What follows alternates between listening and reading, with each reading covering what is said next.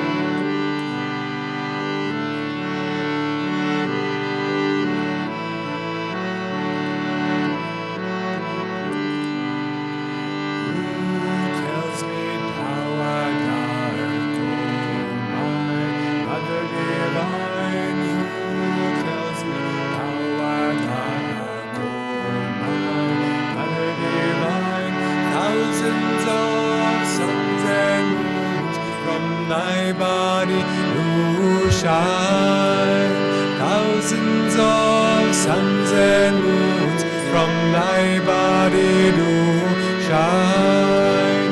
Who tells me thou art dark, O my Mother Divine? Who tells me thou art dark, O my Mother Divine? Thousands of suns and moons from thy body do shine. Thousands of suns and moons from thy body do shine. Who tells me thou art dark, O my Mother Divine? Who tells me thou art dark, O my Mother Divine? Thousands of suns and moons from thy body do shine. Thousands of suns and moons from thy body do shine. Thousands of suns and moons from thy body do shine. Thousands of suns and moons from thy body do shine. Who tells me thou art dark, O my Mother Divine? Who tells me thou art dark, O my Mother Divine? Thousands of suns and moons from thy body do shine. Thousands of suns and moons from thy body do shine.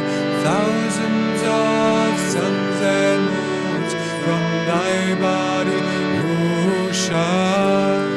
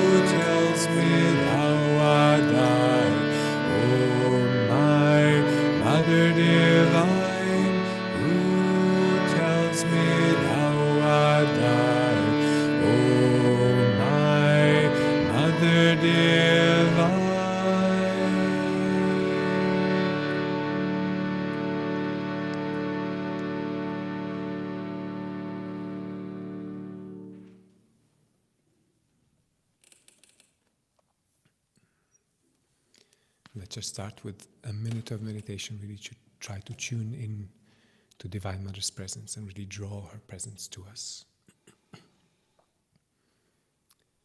Take a double inhalation. Tense the body. Vibrate strongly and exhale, relax gradually. One more time. Then gradually fill the body with energy. Exhale and relax completely. And one last time. Vibrate, keep that vibration, fill yourself with Divine Mother's energy. And exhale, relax.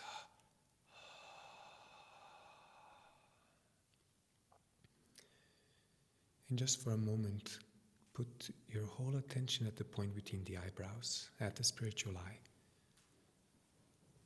The center of intuition, the center of divine consciousness within us.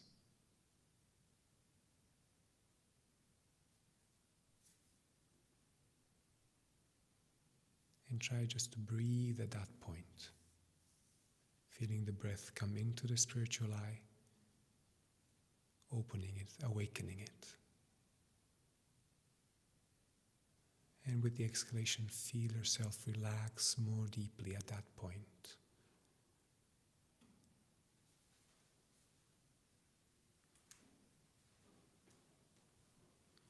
If it helps, you can also put your right index finger on the spiritual eye to really try and magnetize that point through that touch, through the energy of the finger that passes through the finger.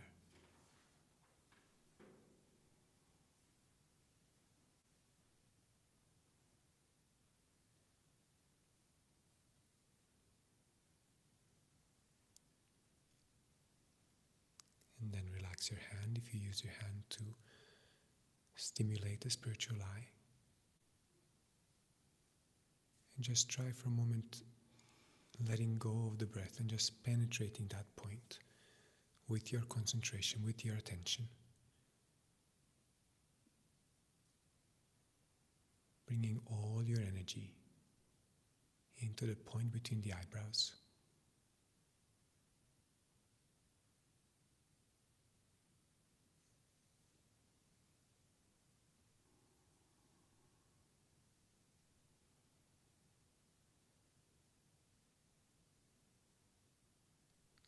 And we want to draw Divine Mother's presence using Yogananda's technique for attunement. So try and visualize Divine Mother as you perceive the Divine as Mother. It can be with form or without form. It can be Divine Mother in the form of light, body of light, or as Mary, or one of the Indian divinities as Kali, or Durga, or Saraswati. Try to visualize that form or see that light at the spiritual eye. And try and draw it very strongly to you, call to it, invite it to come into your consciousness.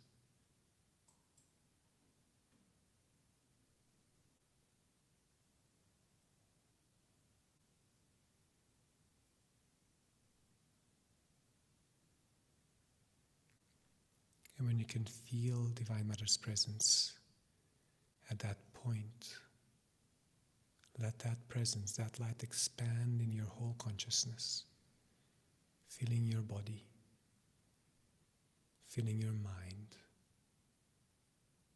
filling your whole being. And if you visualize Divine Mother with a form, feel that through that form, it is the divine consciousness, the infinite consciousness, entering into you and filling you completely.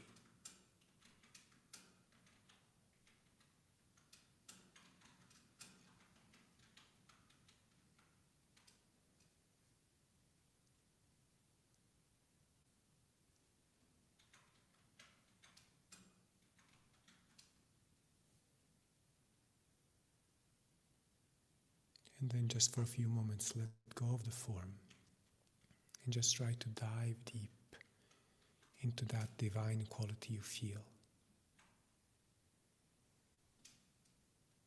into that all-embracing, all-enveloping presence. And feel yourself immersed in it, as if in a sea of Divine Mother's love, Divine Mother's light.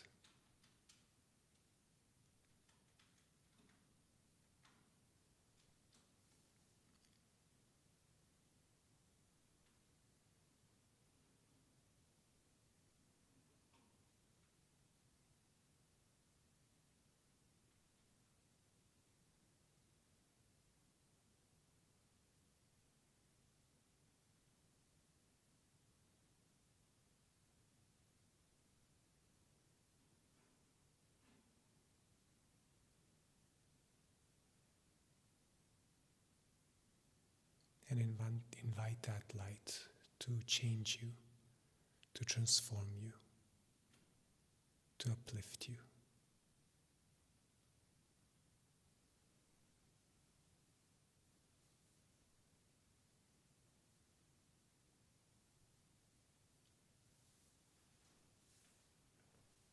Om Shanti. Amen.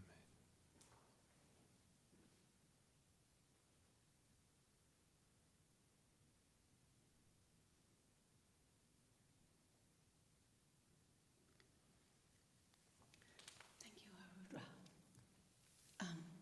Good morning, everybody.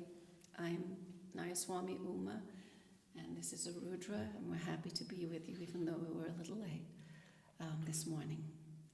I guess we're on Italian time, and when I first got here, I remember, in Italy, I remember people asking to meet with me, and I would show up and nobody would be there.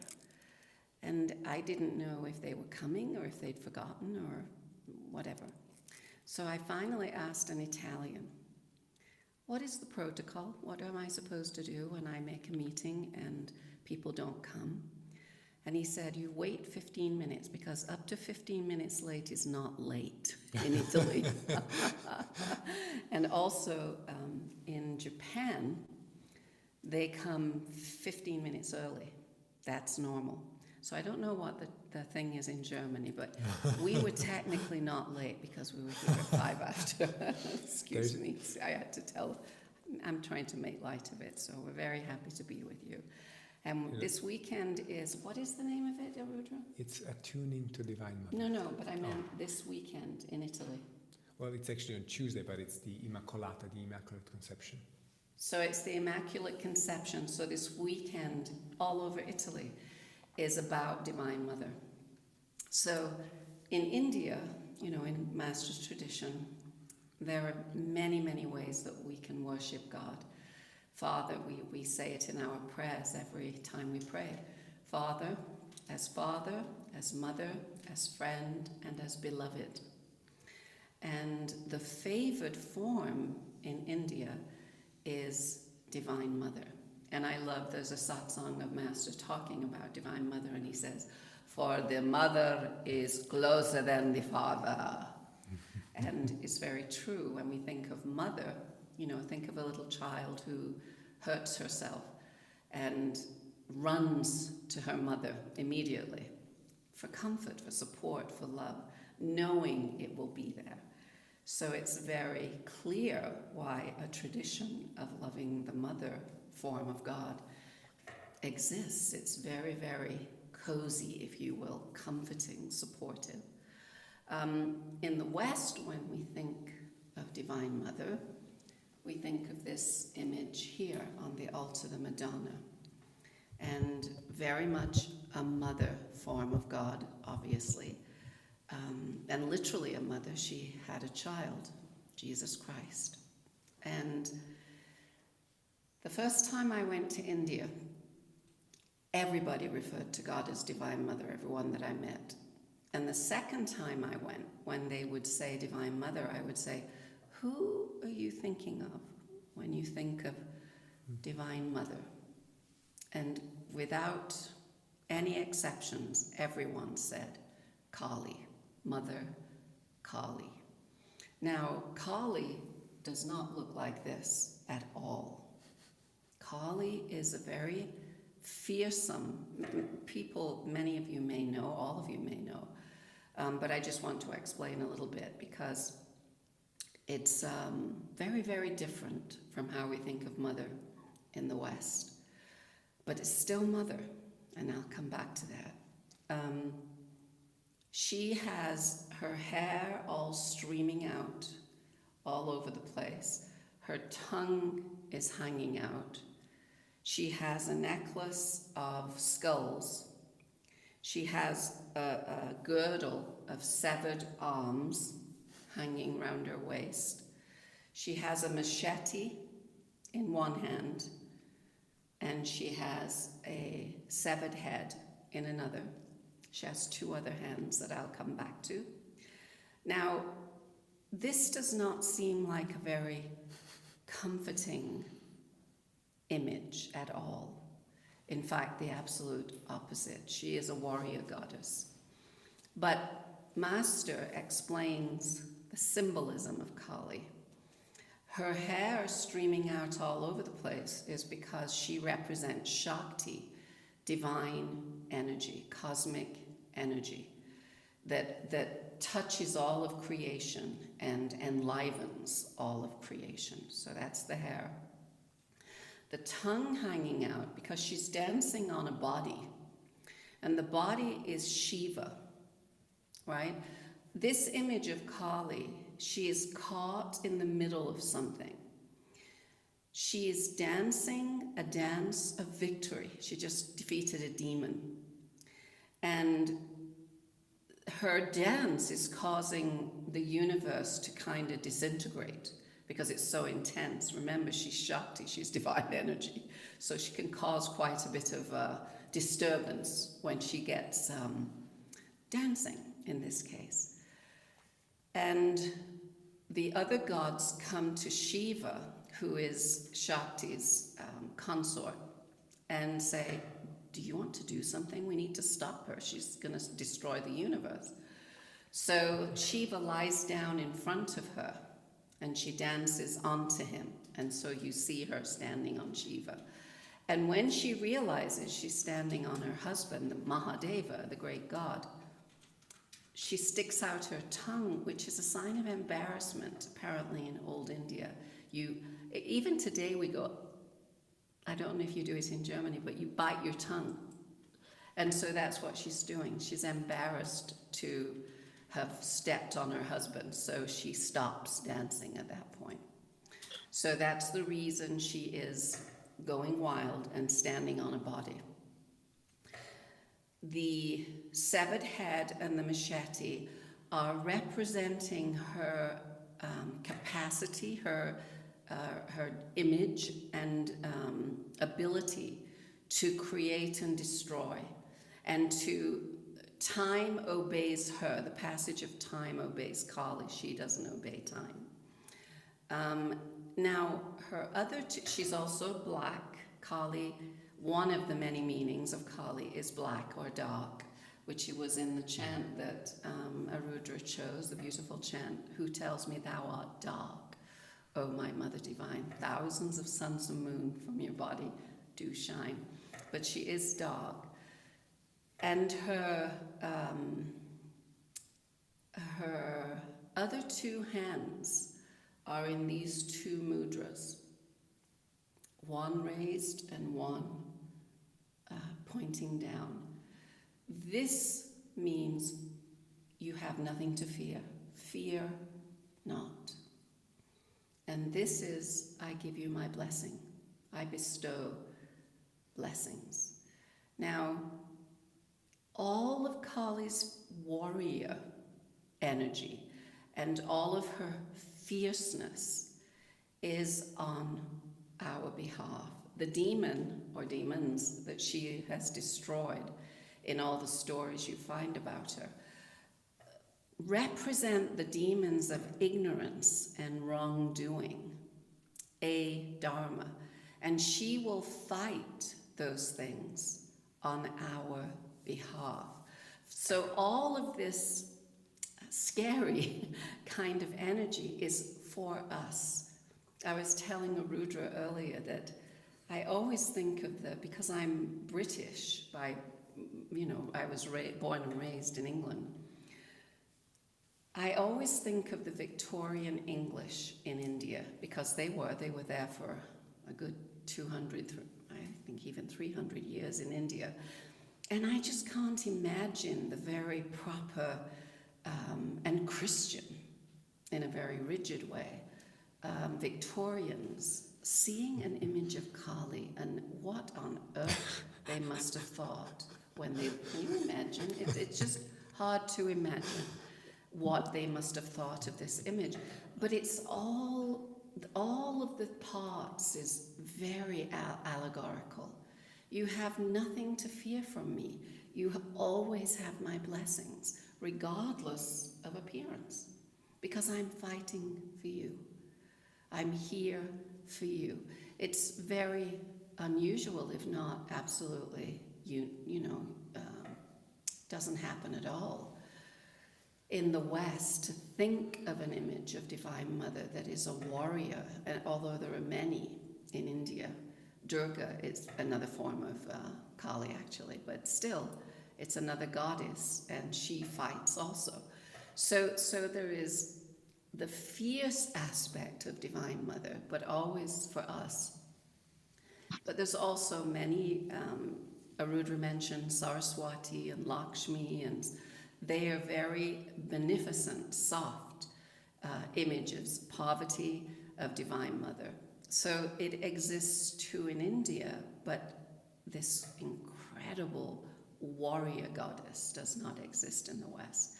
So even with the fierceness, love and blessings, nothing to fear from me, you have my blessings.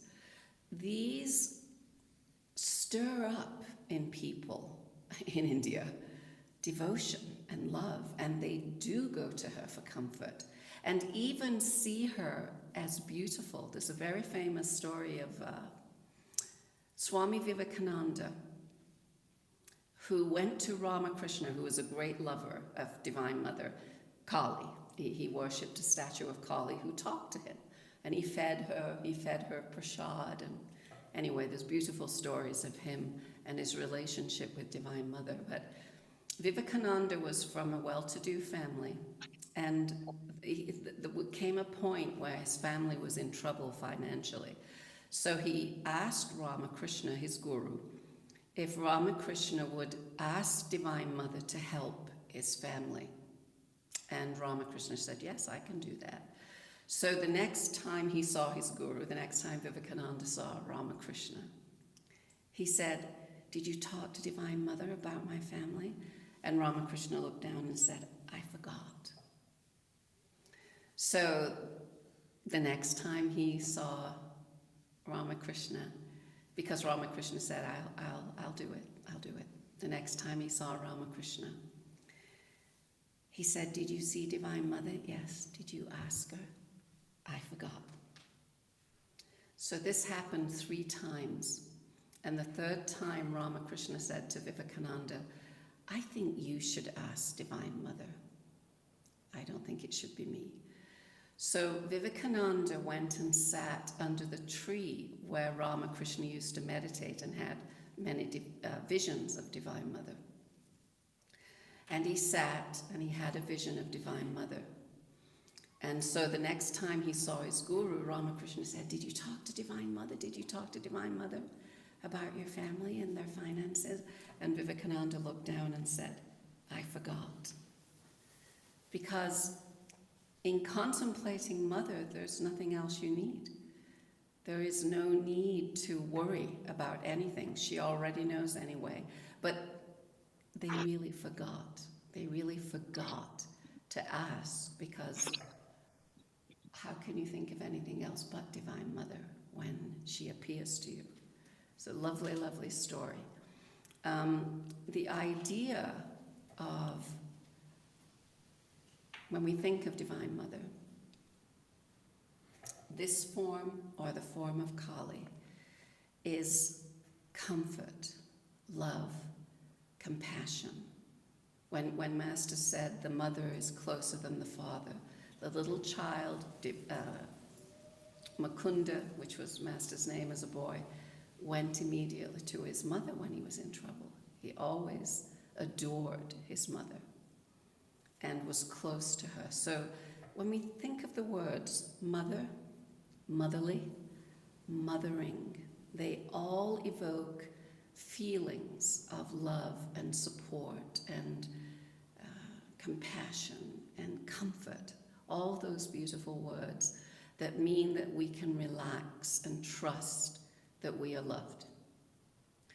And it's not only that, the father too can be those things, but again, typically when we think of father, we think of discipline, being judicious and prudent and doing the right thing, all of which we should be doing, but they're not as cozy, they're not as comfortable. So once we feel safe, then we can look at those things, and mother is the place that we feel safe. But we also, in this image of Kali, have the wonderful feeling of power and energy on our side. That it isn't just a tender, gentle energy. I once, because it's easy to think of love as a soft and gentle quality, and it is, but it isn't only that. I once saw a video of Mother Teresa, who had been traveling around the world, and in the video she's returning to her ashram, I think of it as her ashram, her order center in Calcutta, and all the nuns are there welcoming her home. And so she walks in to the place where they're all working, and right first, one of the people greeting her, these are people that they're helping, the nuns are serving. And right sitting on the right in a little chair was a tiny little fragile looking Indian lady who looked ill, but very delicate and tiny. And Mother Teresa walked up to her, and I thought she was going to, gently stroke her cheek or, touch her head. She grabbed her by the shoulders and looked into her eyes and said, "How are you? Are you doing better?" Very, very firm, very intense. And the little lady was, "Yes, I am. Loving, caring, but not gentle. This is Shakti power. This is the power of universal energy. In the teachings of India,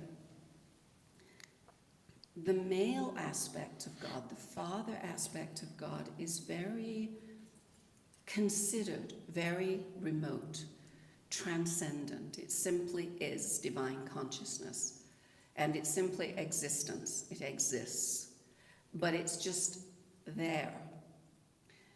Shakti, divine mother energy, interacts with that cosmic consciousness. Shakti is the feminine principle, just as the consciousness is the masculine principle. So Shakti interacting with that consciousness enlivens it. Remember, feminine energy, generative, creative. This is how God becomes active in the universe. Otherwise, that consciousness is passive. Shakti is the power that makes everything move and work, creative, even the divine.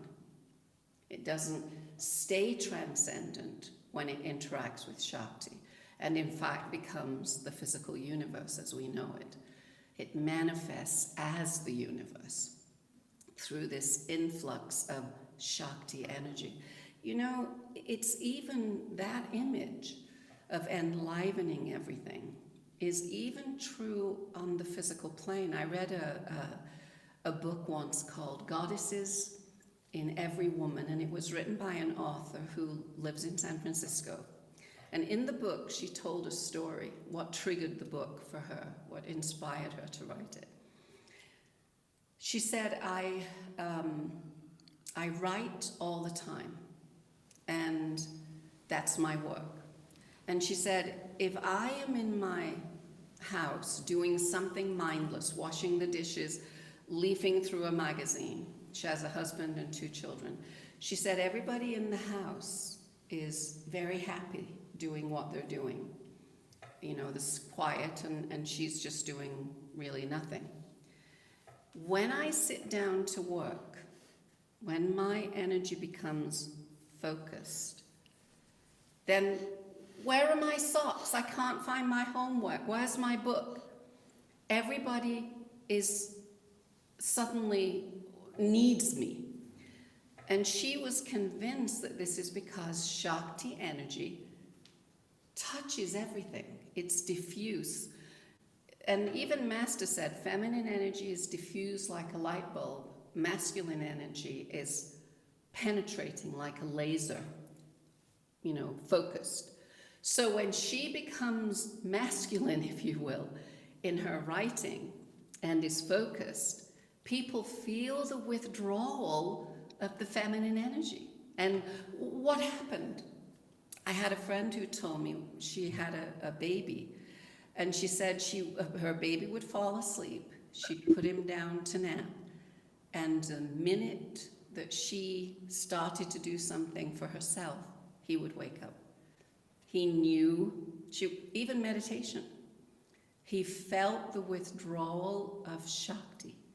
So it's really a principle, note it. It's a very solid principle in the universe that feminine energy, Shakti energy, touches. It's the principle that allows a mother, even if she's having a party in her house and her baby's upstairs, she hears him cry. Nobody else can hear him. She hears him. There's a connection. There's a touching that's very, very real and true. And that touch is comforting. It's comforting for us. So remembering the qualities of compassion, comfort, love, support, but also remembering the quality of power. Power and force, fierceness, is very much a part of modern reality. We need the power of God in the form of Divine Mother or not. We need that power, especially in this time that we're going through together. It isn't only a gentle power, it is a transformative power. And love, too, even though it's a tender, gentle emotion, is transforming. People are transformed through love, through being not judged, through being allowed to be who they are, but with a mirror, you know, you can pull this together, you can make this work, you can overcome whatever it is to overcome. If we feel loved, especially, we're more able to change and grow. I think one of the things, when we feel loved, it's easier to love. Think of a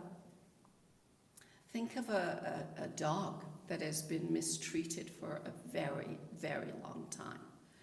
And then somebody with good intent comes along to try to save it. The dog doesn't know that. He just sees another person that wants to hurt me. And so he's going to growl and snarl and snap. He's going to do what he always did because he needed to protect himself. But in this case, it's a different story. So with loving patience and determination to show this frightened animal that I want to help you, someone with love can overcome even that deep-seated fear. And it happens all the time. People that adopt, you know, from what do you call them here? You know, the protective place that animals are taken, the shelter, the animal shelter. You can go and get animals that have been mistreated or hurt and adopt them. And people change these animals into pets because of love, because of consistent, you know, repeated patterns of loving behavior. If we stay afraid and fearful, we don't feel loved. We feel not worthy of it, or whatever it is. But we're always reminded that God is love, and it's easier to feel the truth of that with God as mother.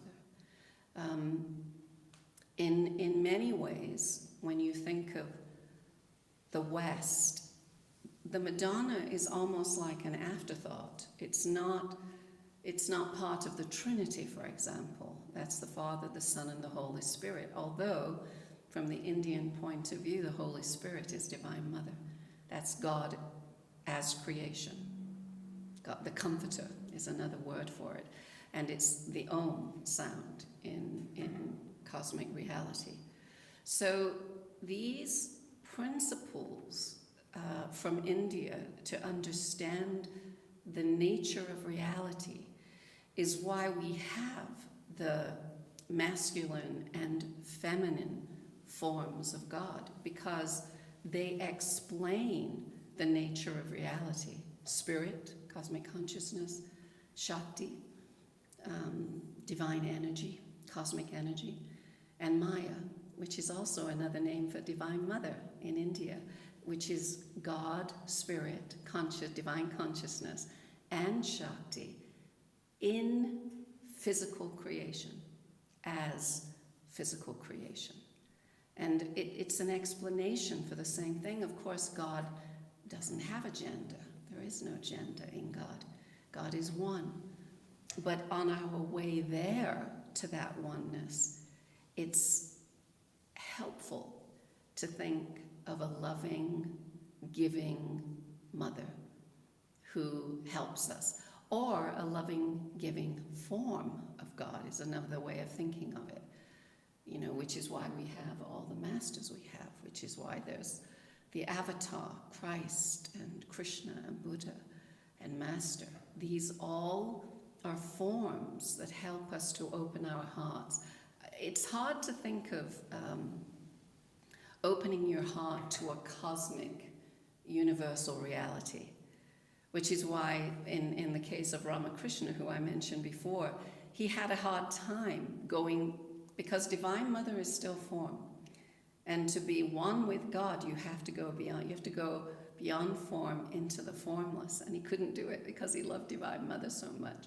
And there's a story of how he moved from Divine Mother. He said, I used the sword of wisdom to slice through Divine Mother's beautiful form and move into the formless God. So you can see his love was really triggered by this relationship he had with Mother. Why would I ever want to leave that? But to go into cosmic consciousness, even that form has to be gone, because cosmic consciousness is formless. So you can see the point.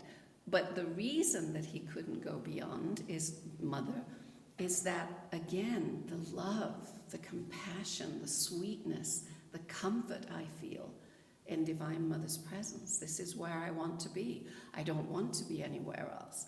And on our side of this, meaning we're on our way to God, that is a very magnetic image, that loving, comforting Mother.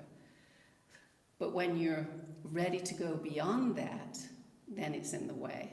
But you know what? We don't even have to think about it, because we're not even, I don't want to say we're not even close, we might be, but we're not there yet. So it's not even, it doesn't need to be a consideration. And so Mother evokes in us, I think this is very important, the Mother aspect of God evokes in us the capacity to be all of her qualities, to be powerful, to be loving to people, to be generous of heart, which means in every way, generous with love, generous with energy, generous with my money, generous with my things, generous with my time. Because all of those things are the aspects of love that Divine Mother bestows on us. So God doesn't have hands and feet. We're it.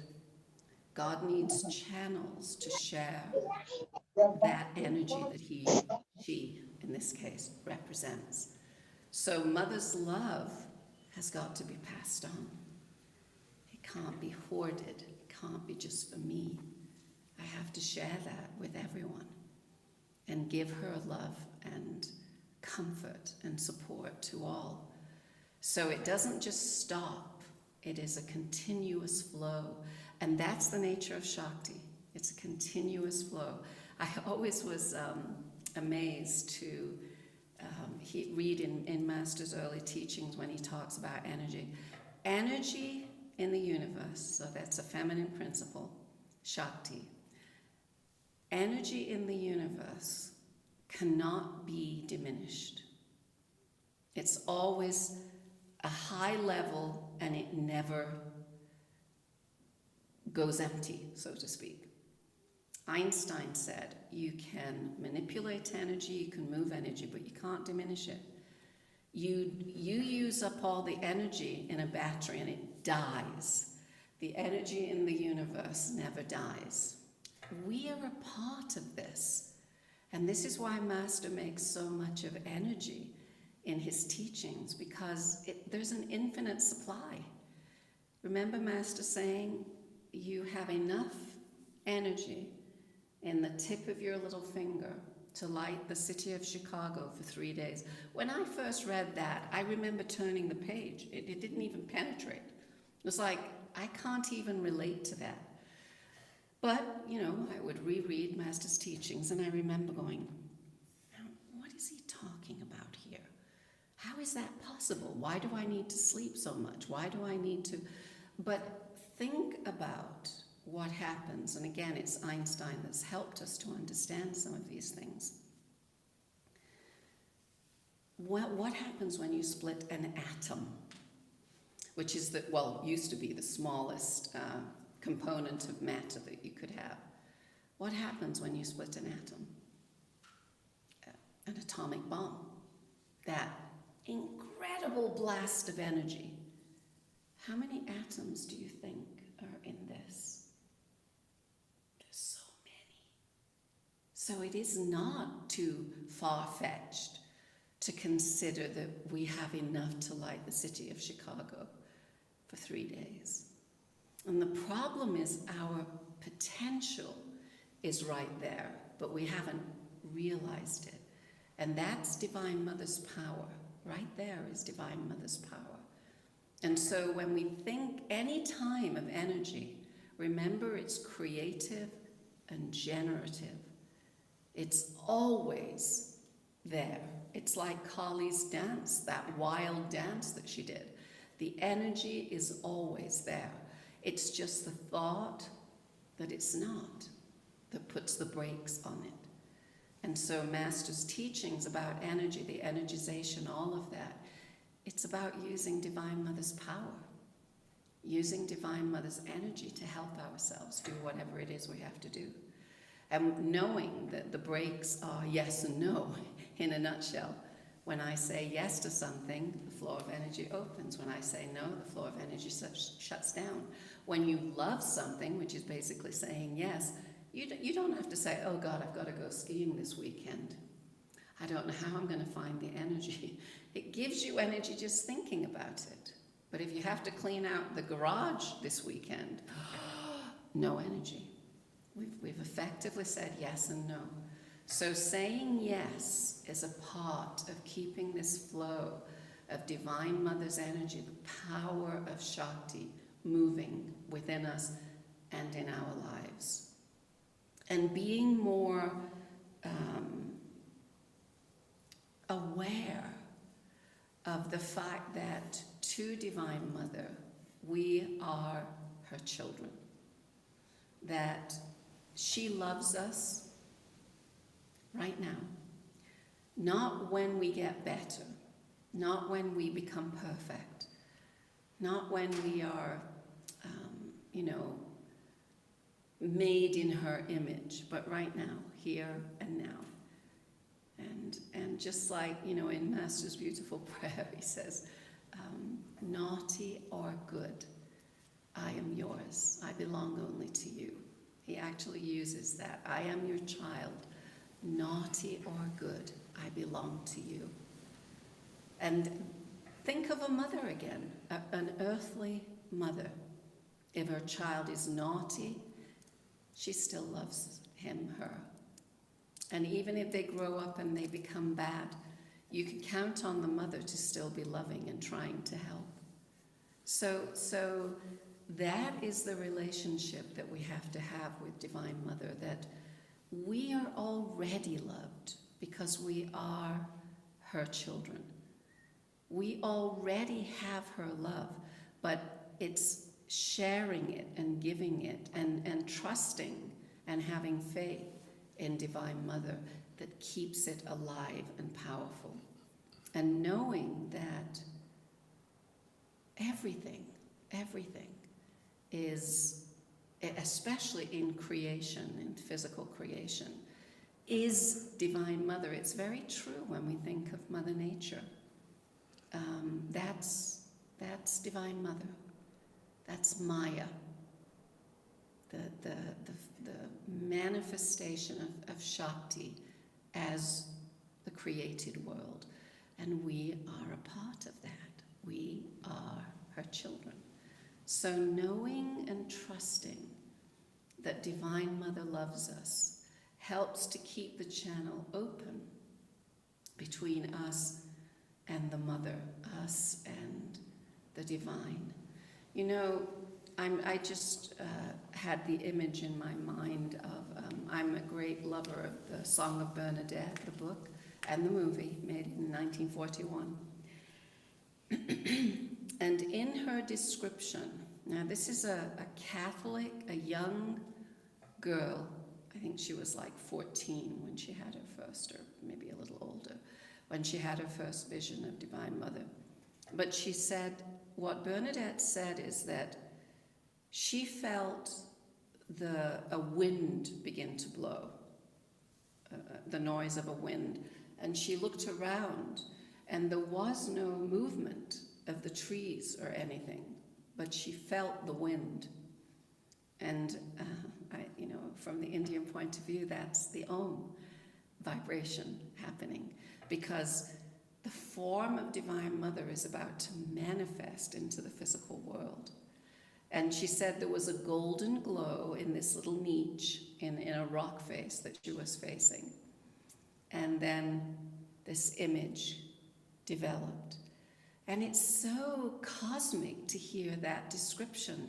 It doesn't fit anything that we have in the West, but it fits everything that we know about how creation works in the East, in India. That the vibration happens, and then the light comes. She saw a golden light, and then the appearance of the Madonna that we see on the altar here. This is not Lourdes, is it? This is Medjugorje. Yeah, dark hair, that's how you know it's Medjugorje. So the power, it's very telling to me that it's been mainly in the 20th century that we have heard stories of Divine Mother in this form appearing in the West. And of all the times when it's been needed, boy, it's been the 20th century. Even the first time in 1917 when she appeared in Fatima. Remember, 1917 was the Russian Revolution, when they killed the Tsar and the family, well, when they did a lot of awful things. But it's like she comes at points in time when there is a real need, as does the Avatar, as does the Heavenly Father appear. But these visions seem to coincide with very, very intense and harmful events of the 20th century. It's interesting. And of course, Bernadette is not the 20th century. She appeared in 1850s, I believe. But there was some big conflagration even there, and in close to the place where she appeared. I can't remember now, but I had a book that talked about this. But the point is, the behavior of the Divine Mother is as a mother, a care for what is happening to my children here on the physical plane. I want to help, I want to serve, I want to support and comfort them. And of course, she appears over and over. Just as Krishna said, the presence of God will appear. Whenever vice predominates and virtue declines, I will come again and again. So all these forms of God are very necessary for us, especially the mother in times of great need, and when it's, we're afraid or we really need help and support. And this time we're living in right now is one of those times. I think the last thing I want to remind us of is not to leave it as an idea, but to really think of yourself as a channel for Divine Mother's care for others, Divine Mother's concern for others, Divine Mother's compassion for others, and to give that generously. Give her love, give her power, give her to others, including yourself. But if we become channels of these beautiful mother qualities, we are blessed always as an instrument. We are always blessed by what flows through us. So if we are being kind and motherly and loving and compassionate, we are also receiving those things. So don't leave it static. Be a channel. It's only on the physical plane that Shakti could even be considered as a static thing, because energy is just that. It's energetic intrinsically. And if we hold on to it and block it, nothing can happen. So be a channel for the mother and the mothering energy. Doesn't matter what gender you are. I'm not just talking to women here. I'm talking to anyone that is a devotee and spiritual seeker. Be a channel for the mother in your life, in every way. And to family, to friends, to strangers even. Just be a mother and watch what happens. Shakti needs channels. Be her channel. God bless you.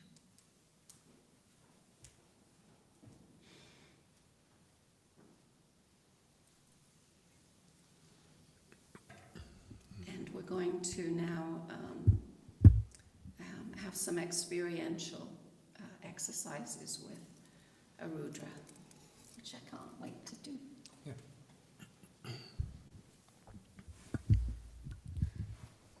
So I'll just stand for a moment. Maybe we can all stand for a moment. And just close your eyes for a moment and put your left index finger on the point between the eyebrows, on the spiritual eye, and the right index finger on the medulla oblongata, at the base of the skull, behind, where Yogananda said energy enters into the body. And try to just feel those 2 points as 2 points of a magnet of light. And try to magnetize them, awaken them, stimulate them. And then relax the arms. Let's do a double inhalation. Tense the whole body, draw the energy into the body, draw light into every body cell. Exhale, relax gradually. One more time. Tense gradually, try to inundate, flood the body with energy. And relax. And one last time. Try to really penetrate every body cell. Feel energy spreading everywhere. And relax. Okay. Now you can sit down. It was interesting as Uma was talking about Divine Mother. She mentioned that, in the Western culture, in Christianity, Divine Mother or Mary, the Madonna, doesn't really figure in the grand scheme of things in a way, because there's the Father, the Son, and the Holy Ghost. But the interesting thing is that if you look at most of the Christian countries, there's so much devotion to the Madonna, to Divine Mother, because, as Uma said, everyone feels naturally attracted to that aspect of the divine, because we feel completely accepted. And Swami said that too often on the spiritual path we focus on what we have not achieved, on what we haven't become, on our faults. And he said one of the most important reasons why we should relate to the divine as mother is because it helps us to keep a focus and bring the focus back on what we truly are. Not to focus on how imperfect we are or what we haven't yet, how much we still have to grow and achieve, but to focus on that deep down, no matter what happens, we are actually a soul. That's our true reality. And this is relating to Divine Mother is the thing that helps us most in that. Because as Uma already said, so I don't have to repeat it, is a mother always loves her children. No matter what a child does. You know, if a mother comes back home and the child made a huge mess in the house or broke something, the mother is loved as soon as the child cries out for the mother and, you know, opens her arms, the mother opens her arms as well and takes the child. So it helps us to attune ourselves to what we have inside. And Swami actually said, I love this quote. He said, the Divine Mother is that aspect of God which the planet most needs today. We need to bring love back again, unconditional, trusting, self-giving love. A love that asks nothing in return, but that gives of itself generously, freely, and forever. And an interesting thing, I was just researching a little bit yesterday because, as Uma mentioned, these days is the celebration of the Immaculate Conception. And I wanted to understand what was behind it, because I've grown up Catholic, so I know about it and I always celebrated it, but never really understood what was behind. And it was interesting to discover that they found in some ancient texts that the parents of Mary, which I can't remember the names of, I think it was Anna and maybe Daniel, doesn't matter. In any case, her parents couldn't have any children. And they prayed, they felt guided by God, they prayed to God, and Mary was conceived, and she was conceived without any physical contact. So it's interesting that there's this tradition of Immaculate Conception, and they say that also she was born without sin. But if we look at what is behind that, it's really a symbol for all of us, that no matter how many mistakes we can make, what we are in reality is the soul that is ever pure. And we simply need to remove what separates us from being able to perceive that purity, that divine presence within us. And that is what relating to Divine Mother helps us to do. Swami said once that what the mind absorbs the qualities of whatever it focuses on. And in these last 25 minutes, we want to really try and tune in and experience a few of the main qualities of Divine Mother. And I don't know, it's something that was very fascinating for me, observing children. I don't know if you also observe it. Sometimes small children, when there's a crowd of people, they want to go to their mother. But I don't know if you notice that sometimes there's a child that goes to another, a friend or another woman, because it thinks it's their mother. And they cling to this, to this mother until they, at a certain point, they look up and realize, no, this is not my mother. And then they kind of try and find their mother. And it's interesting because I always thought, how does that happen? And I think we all know that children are much more naturally relate to subtle realities, to energy. And so probably what they attune to is that the quality of Divine Mother, the quality of love, the quality of compassion, the quality of acceptance. And that's what I go for. So, and what we need to do, as Uma was saying, the most important way to attune ourselves to Divine Mother is to be channels for those qualities. And I think the first aspect we want to attune to, of course, is love. So we'll just do a practice together. Okay.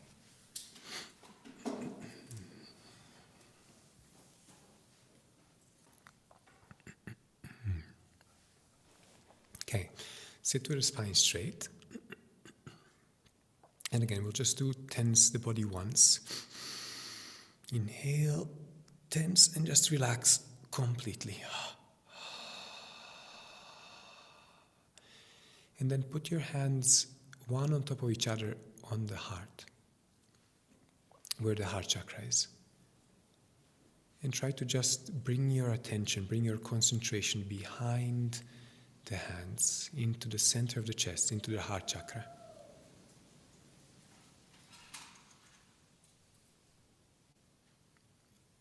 And for a moment, just try to breathe in that point. Inhaling, bringing the energy, the concentration, the attention to the heart. And then exhaling, trying to relax, to expand the heart. Expand the love you feel in the heart.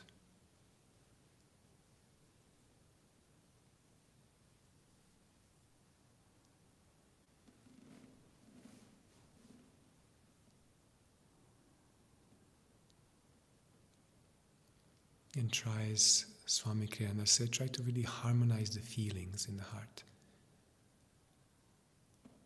Just relax any tension, any resistance, and just feel that quality of divine love that is always with us, no matter what we do, no matter where we are.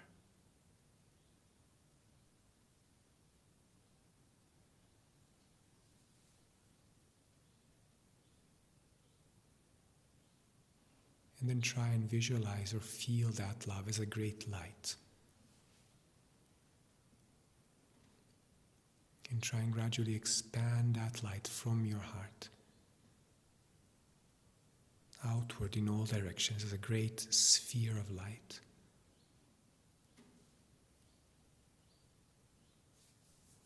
And feel that light, that love, enveloping your whole neighborhood, your whole country. Then expand it until it embraces the whole world.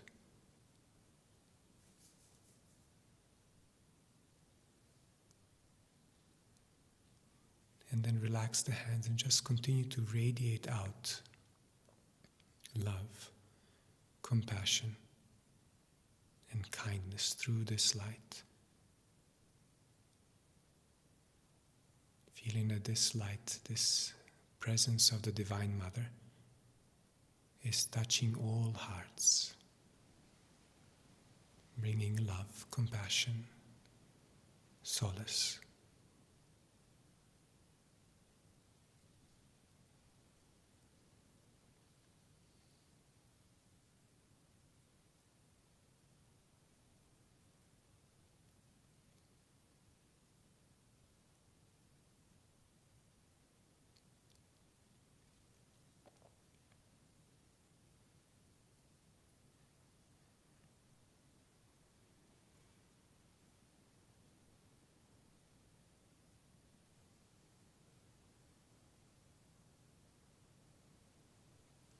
And then let that light try to come back to the heart, to that center, to that point.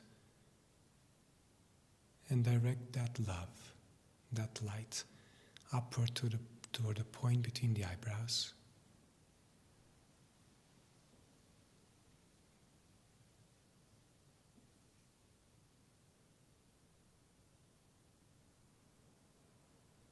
And just for a moment, feel that light merging into the ocean of light that expands from the spiritual eye.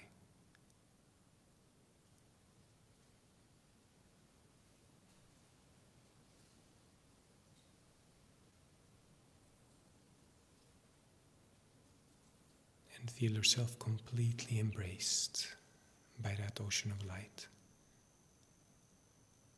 Completely accepted and unconditionally loved.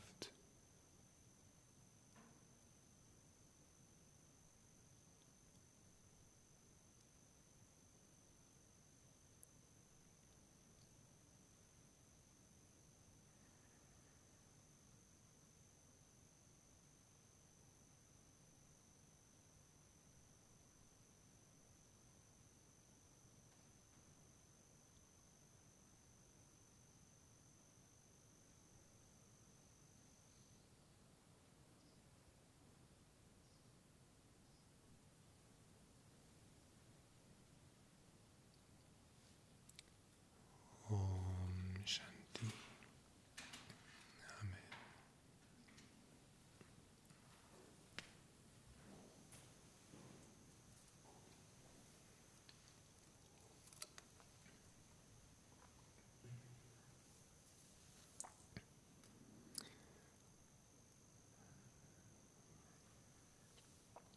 Another aspect of Divine Mother that we want to touch on and experience today is the twin qualities of receptivity and self-offering.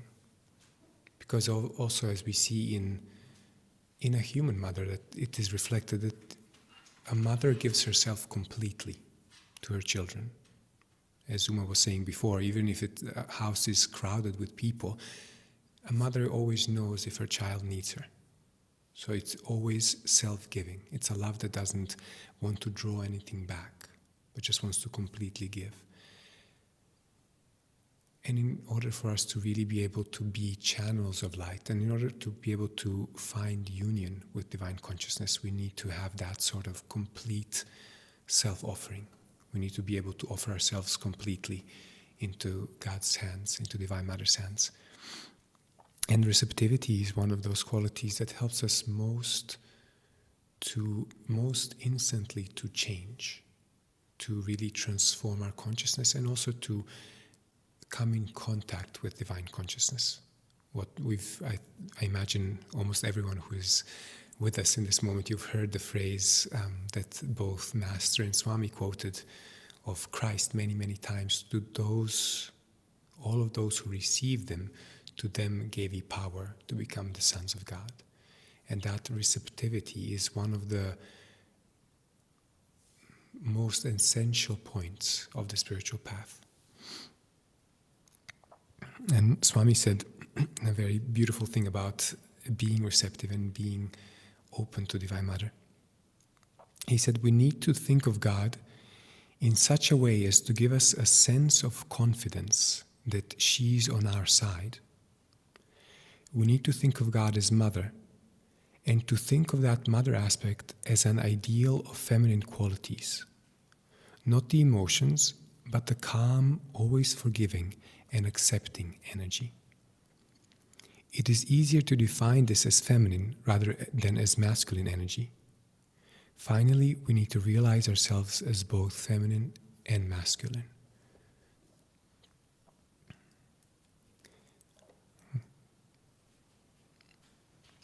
So for this second practice, we'll do a practice that actually a visualization that comes from Swami.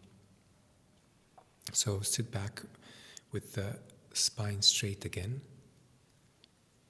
and closing your eyes, try to visualize the center of the universe. And Master said that the universe is the body of Divine Mother. And also, as that chant says, thousands of suns and moons from thy body do shine. So the whole universe is actually Divine Mother's body. And try to feel and imagine from the center of the universe a ray of light coming down, entering into you from the top of your head, through the top of your head. And just feel that ray of light filling you with light. filling the brain, descending down the spine, and then expanding that light into the whole body, into your whole being.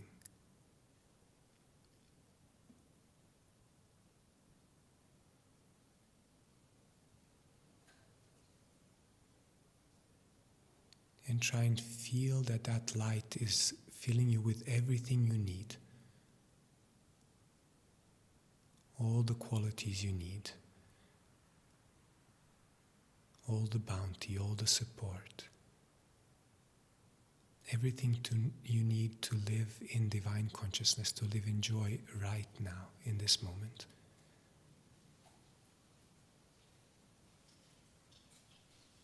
And try and be completely open, completely receptive to that light.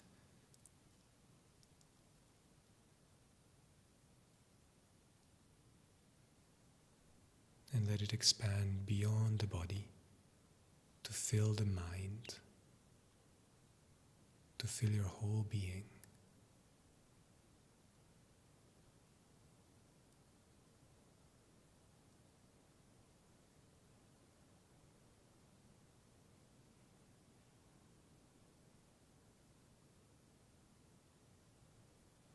And try and let that light penetrate every corner, everything you might want to hold back. Just let that light enter and purify, uplift.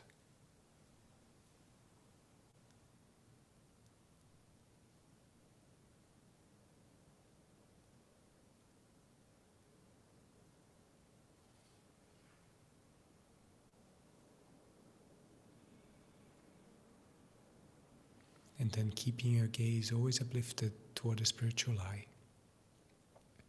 Try to withdraw your concentration in the heart and try to offer your love, your devotion, upward from that point. And feel yourself offering all your energy into that light, through the top of the head. And try to go with that light, with that energy, toward the center of the universe, from which that ray of light descended.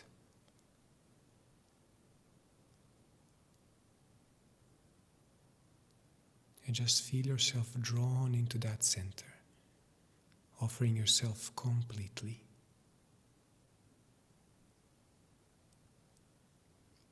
And letting yourself expand in all directions with that light.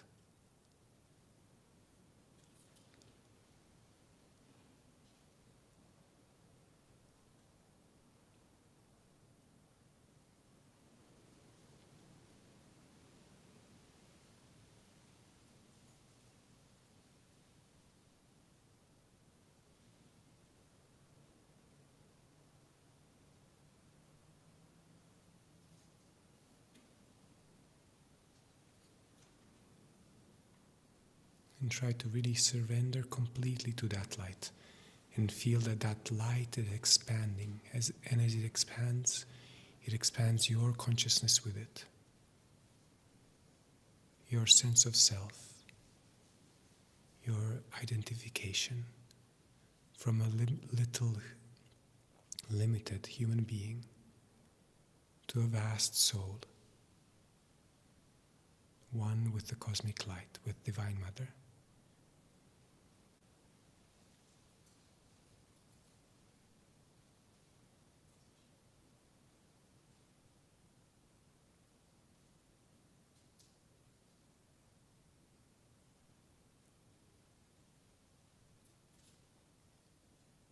And feel that light descending again and again, entering through the top of the head, filling you completely, infusing you with all the divine qualities you need, with love, with peace, with calmness, with joy, with compassion.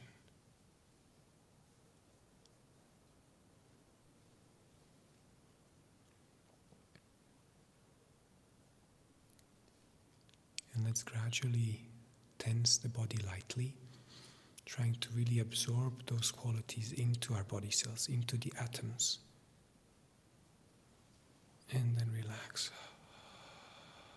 Tense one more time, a bit stronger. Trying to really infuse your body cells with that presence, with those qualities. And relax. And one more time.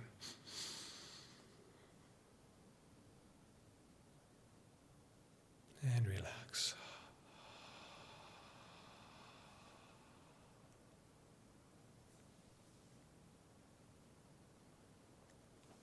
And you can also remain in that presence while we go to the last quality.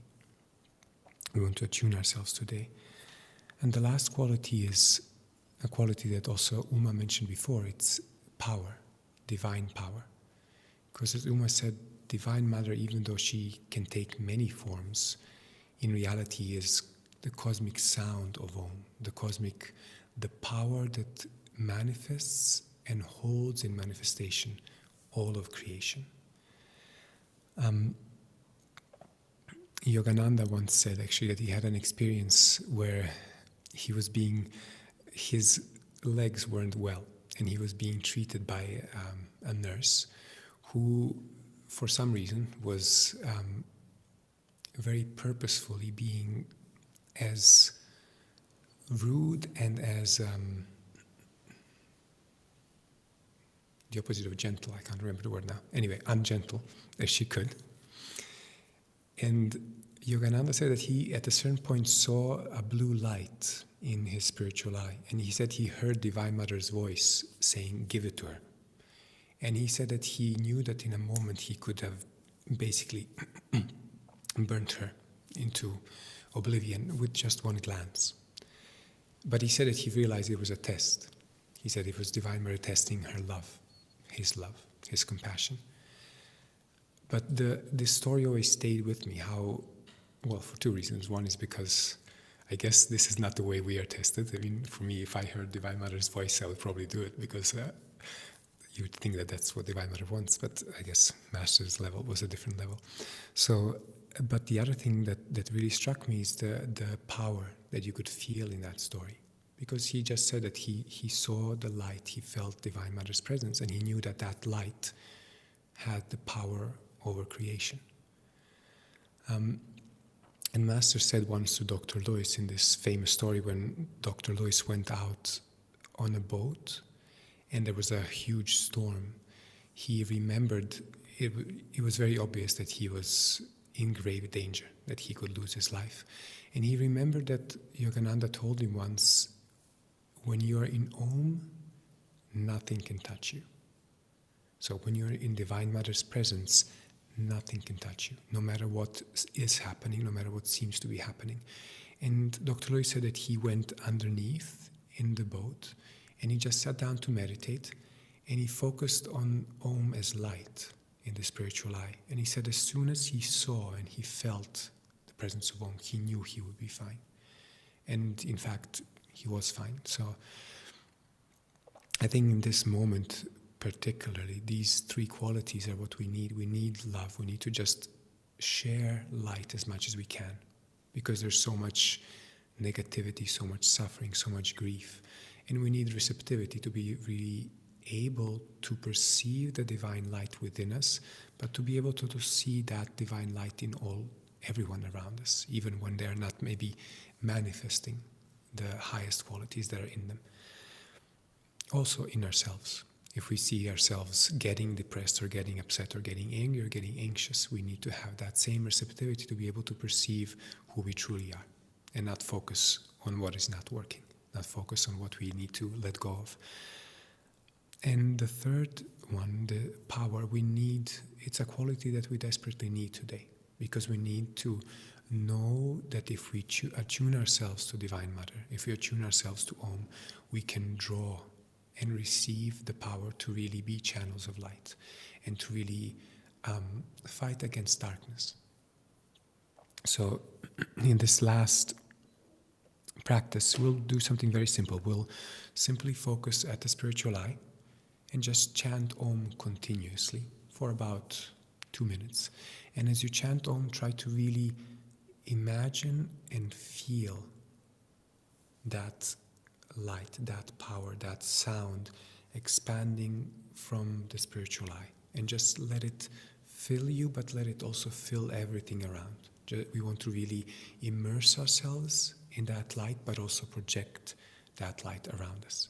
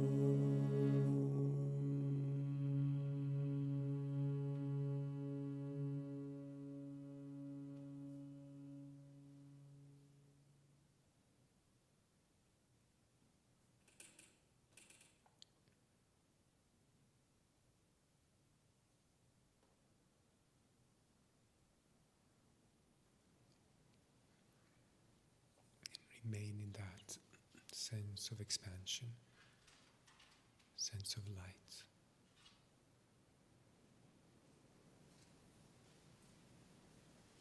And try and keep that feeling of radiating that light outward.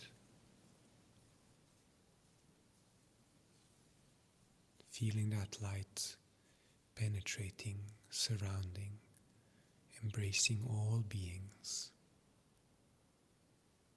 all nations.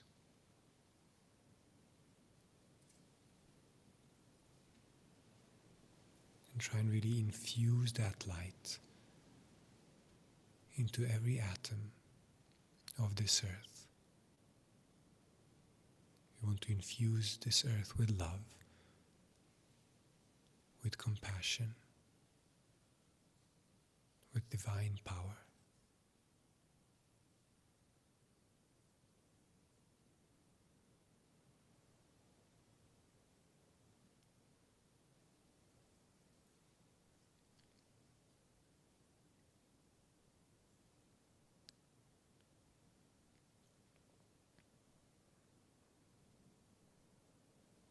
And let's infuse that light even more deeply, chanting 3 Oms together, really feeling it penetrate, infuse all beings.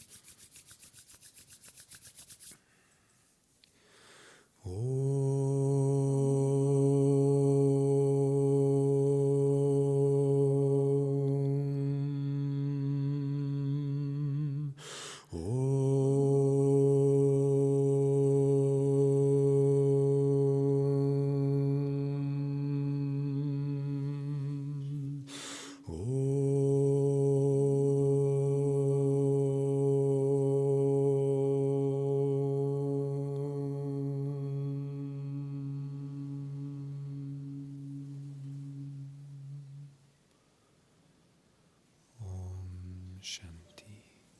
Amen.